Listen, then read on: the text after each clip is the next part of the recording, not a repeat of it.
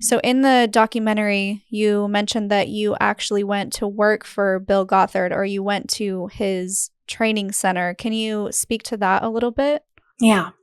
So at the very first conference that my mother and I attended, I was 13. I had just been diagnosed.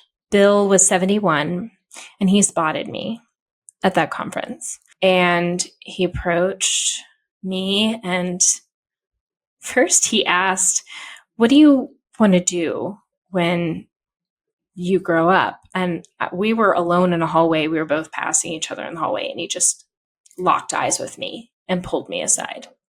And he didn't even ask my name. He just said, "What do you want to do when you get older?" And I loved horses at the time. And I said, "I want to train horses." And he nodded and said, "Okay." And then walked off. And then later that night, we were informed by staff that we had been requested by Bill to sit at his table for dinner. During the conferences, everyone would be in one room and they would all share a meal together that was provided by staff. So we were asked to go to essentially the head table where Bill was. And there was about a dozen individuals there, and they're all handpicked by him each night. And it was a very uncomfortable situation because in front of this dozen of other individuals, Bill was very clearly trying to flatter me. And he would say to everyone else, like, "Can you believe how beautiful she is? And she has the most amazing smile, and she has this bright spirit and bright eyes," and telling me that God has chosen me to do amazing things for the ministry.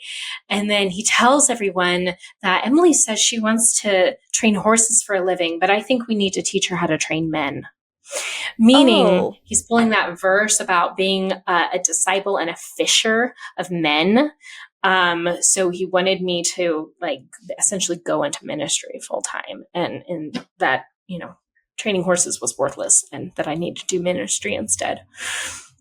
And then at that point, he asked, how old was I? And I said I was 13. And he said, well, when you're 14, because that was the age limit for this one particular program. It was called the Great Expeditions Team. And they were a missionary team, essentially, that went around the world with Bill. And he said, when you turn 14, I want you to quit school permanently and come up and live at headquarters with me and do ministry with IBLP all over the world. And being handpicked by Gothard and asked to go up to headquarters is the highest honor in ATI. And most parents just fall over backwards with the flattery, and they very gladly send their children up there without any kind of parental involvement or oversight. Thankfully, my mom was a little bit more of a mama bear, and she didn't think that was a great idea. She wanted me to be able to finish my schooling.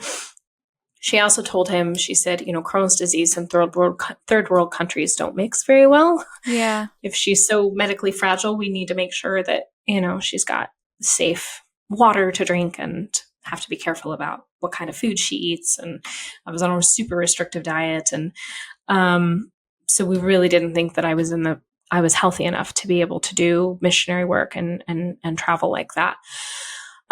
So we told him we would consider it in the future, but just not right now. We would attend conferences every year, and for 6 years, Bill repeated that. Where he would groom me throughout the conferences. Out of a crowd of 1,000 individuals, he would somehow spot me, and he would lock eyes with me, and then he would come up and he would instantly compliment my eyes and my smile, and would tell me that, God had chosen me to do great work with IBLP and with him.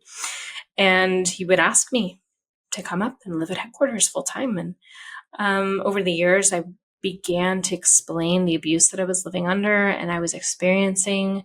And that's when Bill, you really saw how he didn't even believe his own teachings, because he would throw them out the window at a chance to get one of the girls that he wanted.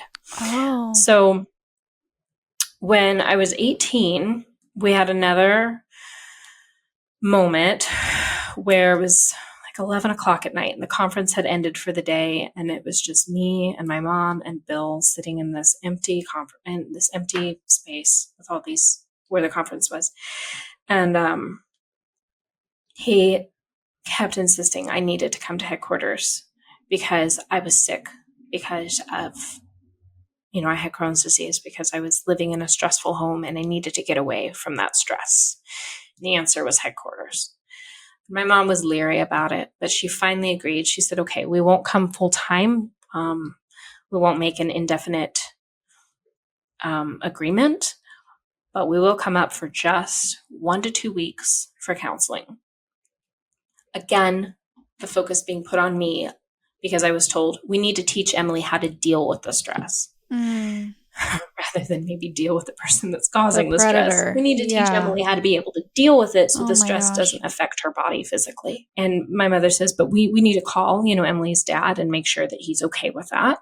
And so at 11 o'clock at night, Bill whips out his cell phone and calls my dad. And he tells him, so Emily really wants to learn how to respect her father. And then when he said that, he looked at me and he winked. And I knew he was intentionally buttering up my dad because he was telling me, your dad's the enemy. Your dad's not a good person. But then when he talked to my dad, he said, Emily's really struggling and wants to be able to respect you. And I know she's not a respectful daughter, and I'm going to teach her how to be a respectful, good daughter. So my dad, of course, agrees. And we're in Indianapolis, and Chicago, or headquarters is in Chicago. And we finally agree, like, okay, he gave us permission. My mom and I are going to go up for 1 to 2 weeks. And Bill says, great, the staff is loading up, get in the car, and we'll go to Chicago, meaning just me. And he's like, Emily's mom, you can go home. And Emily, you can just get in the van with the rest of the staff and we'll go to Chicago. And we're like, whoa. I don't even have my luggage. He's like, oh, you don't need it. We'll buy you all new things. Oh. And we put our foot down and we're like, no, we will drive up to Chicago on our own within a few days. And, Emily's mom is staying. He did not like that. He wanted my mom to go home immediately. He wanted to get me alone. Yeah. A few days later, we go up to Chicago, and we go to Bill's office to meet with him for the first time. And we walk into his conference room. It's a huge table, and he's sitting on the end in his grand chair.